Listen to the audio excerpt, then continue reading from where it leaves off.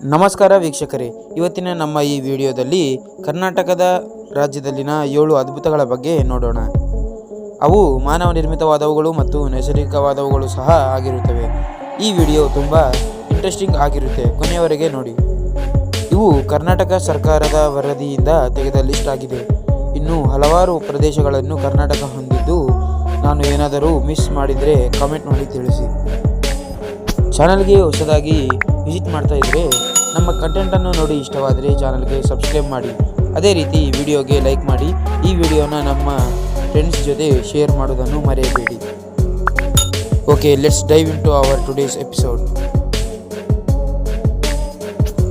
ಭಾರತದ ಕರ್ನಾಟಕದ ರಾಜ್ಯದಲ್ಲಿರುವ ಒಂದು ಬೃಹತ್ ಶಿಲೆಯ ತಾಣವಾಗಿದೆ ಇದು ಕ್ರಿಸ್ತಪೂರ್ವ 800ರಿಂದ 200ರ ಅವಧಿಯಲ್ಲಿ ನಿರ್ಮಿಸಲಾದ ಭಾರತದ ಕೆಲವೇ ಬೃಹತ್ ಶಿಲಾ ತಾಣಗಳಲ್ಲಿ ಒಂದಾಗಿದ್ದು, ಈ ತಾಣವು ಕೊಪ್ಪಳ ಜಿಲ್ಲೆಯಲ್ಲಿದ್ದು ಗಂಗಾವತಿ ನಗರದಿಂದ 10 ಕಿಲೋಮೀಟರ್ ಪಶ್ಚಿಮಕ್ಕೆ ದೂರ ಇದೆ.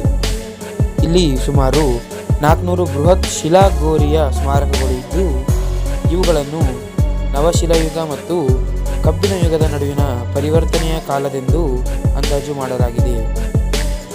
ಸ್ಥಳೀಯವಾಗಿ ಈ ಜಾಗವನ್ನು 7 ಬೆಟ್ಟಗಳು ಎಂದು ಕರೆಯಲಾಗುತ್ತದೆ. ಈ ತಾಣವಿರುವ ಗುಡ್ಡದ ನಿರ್ದಿಷ್ಟ ಹೆಸರು ಮೋರಿಯರ್ ಗುಡ್ಡ. ದಕ್ಷಿಣ ಭಾರತದಲ್ಲಿ ಕಂಡುಬರುವ ಸುಮಾರು 2000 ಬೃಹತ್ ಶಿಲಾತಾಣಗಳಿದ್ದು, ಅವುಗಳಲ್ಲಿ ಹೆಚ್ಚಿನವು ಕರ್ನಾಟಕ ರಾಜ್ಯದಲ್ಲಿದೆ. ಅದರ ಪೈಕಿ ಹಿರೇಬೆಣಕಲ್ ಅತಿ ದೊಡ್ಡ ಸ್ಮಶಾನ ಎಂದು ವರದಿಯಾಗಿದೆ. 1955ರಿಂದ ಇದು ಭಾರತೀಯ ಪುರಾತತ್ವ ಸರ್ವೇಕ್ಷಣೆಯ ಧಾರವಾಡ ವೃತ್ತದ ನಿರ್ವಹಣೆಯಲ್ಲಿದ್ದು, ಮೇ 19, 2021ರಂದು ಹಿರೇಬೆಣಕಲ್ ಅನ್ನು ಯುನೆಸ್ಕೋ ವಿಶ್ವ ಪರಂಪರೆಯ ತಾಣವನ್ನಾಗಿ ಮಾಡಲು ಪ್ರಸ್ತಾಪಿಸಲಾಯಿತು.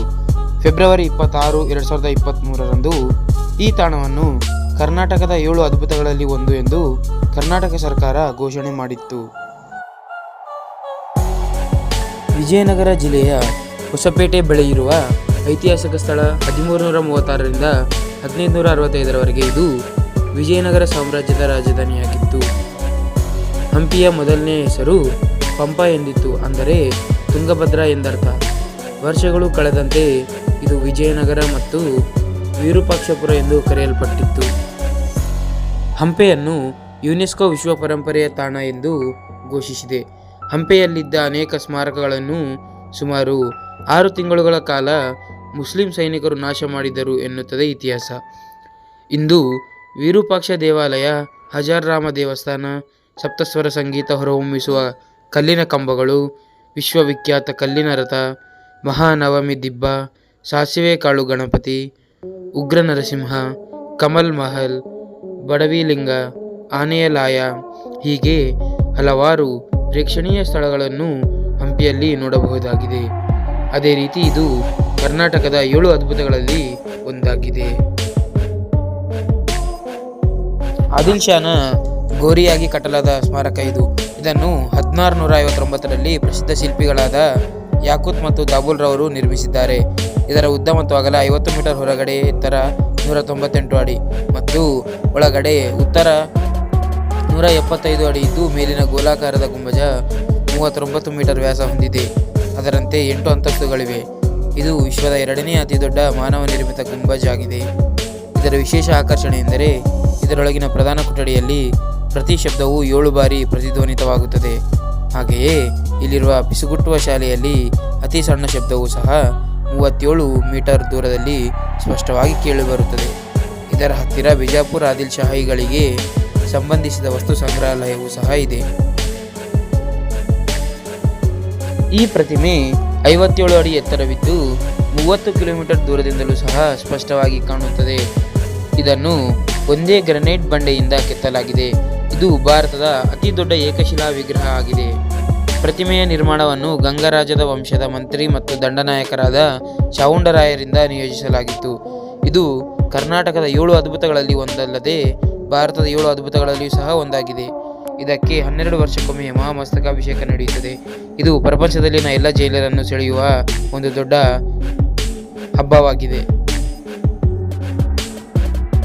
ಅಂಬಾವಿಲಾಸ್ ಅರಮನೆ ಮೈಸೂರು ನಗರದಲ್ಲಿರುವ ಅನೇಕ ಅರಮನೆಗಳಲ್ಲಿ ಮುಖ್ಯವಾದ ಅರಮನೆ. ಮೈಸೂರು ಅರಮನೆಗಳ ನಗರ ಎಂದು ಕರೆಯಲ್ಪಡುತ್ತದೆ. ಮೈಸೂರು ಅರಮನೆ ಎನ್ನುವಾಗ ಸಾಮಾನ್ಯವಾಗಿ ಮುಖ್ಯ ಅರಮನೆಯಾದ ಅಂಬಾವಿಲಾಸವನ್ನು ನಿರ್ದೇಶಿಸಿ ಹೇಳಲಾಗುತ್ತದೆ. ಇದು ಹಿಂದಿನ ಮೈಸೂರು ಸಂಸ್ಥಾನದ ಒಡೆಯರ್ ವಂಶದ ಅರಸರ ನಿವಾಸ ಹಾಗೂ ದರ್ಬಾರು ಶಾಲೆಯಾಗಿತ್ತು. ಈ ಅರಮನೆಯ ನಿರ್ಮಾಣ ಪ್ರಾರಂಭಿಸಿದ್ದು 1897ರಲ್ಲಿ 1917ರಲ್ಲಿ ಮುಗಿಯಿತು. ಮೈಸೂರಿನ ಪ್ರವಾಸಿ ಆಕರ್ಷಣೆಗಳಲ್ಲಿ ಮುಖ್ಯವಾದ ಸ್ಥಳಗಳಲ್ಲಿ ಮೈಸೂರು ಅರಮನೆಯೂ ಒಂದು. ಈಗಿರುವ ಮೈಸೂರು ಅರಮನೆಯ ಜಾಗದಲ್ಲಿ ಮರದಿಂದ ನಿರ್ಮಾಣವಾದ ಅರಮನೆ ಇತ್ತು. ಮರದ ಅರಮನೆಗೆ ಬೆಂಕಿ ಬಿದ್ದು ಸುಟ್ಟು ಹೋದ ನಂತರ ಈಗಿರುವ ಅರಮನೆ ಕಟ್ಟಲು ಶುರು ಮಾಡಿದ್ದಾರೆ. ಅರಮನೆಯ ವಾಸ್ತುಕಲೆಯ ಶೈಲಿಯನ್ನು ಸಾಮಾನ್ಯವಾಗಿ ಇಂಡೋ-ಸರಾಸೆನಿಕ್ ಶೈಲಿ ಎಂದು ವರ್ಣಿಸಲಾಗುತ್ತದೆ.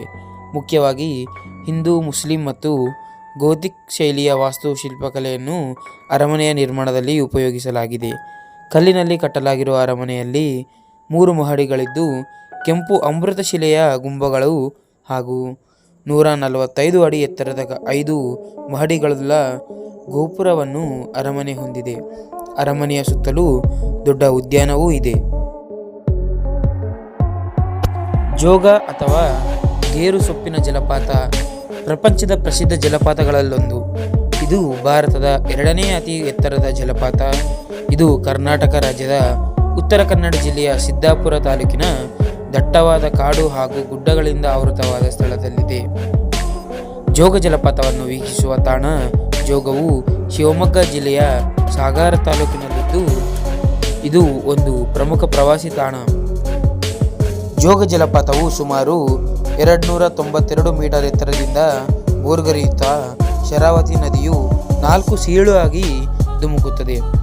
ವೈಭವದಿಂದ ಅವ್ಯಾಹತವಾಗಿ ಧುಮುಕುವ ರಾಜ, ಜೋರಾಗಿ ಆರ್ಭಟಿಸುತ್ತಾ ಹಲವಾರು ಬಾರಿ ಚಿಮ್ಮುತ್ತಾ ಧುಮುಕುವ ರೋರರ್, ಬಳಕುತ್ತಾ ಜಾರುವ ರಾಣಿ ಮತ್ತು ರಭಸದಿಂದ ಹಲವಾರು ಬಂಡೆಗಳನ್ನು ಚಿಮ್ಮುತ್ತಾ ನುಗ್ಗುವ ರಾಕೆಟ್ ಈ 4 ಜಲಭಾಗಗಳಾಗಿವೆ.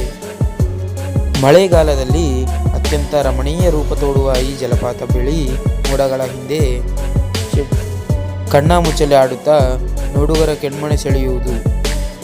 ಲಿಂಗನಮಕ್ಕಿ ಜಲಾಶಯದ ನಿರ್ಮಾಣದ ನಂತರ ಜೋಗ ತನ್ನ ಮೊದಲಿನ ಸೌಂದರ್ಯ ಹಾಗೂ ವೈಭವವನ್ನು ಕಳೆದುಕೊಂಡು ಎಂದು ಅನೇಕರು ಹೇಳುತ್ತಾರೆ.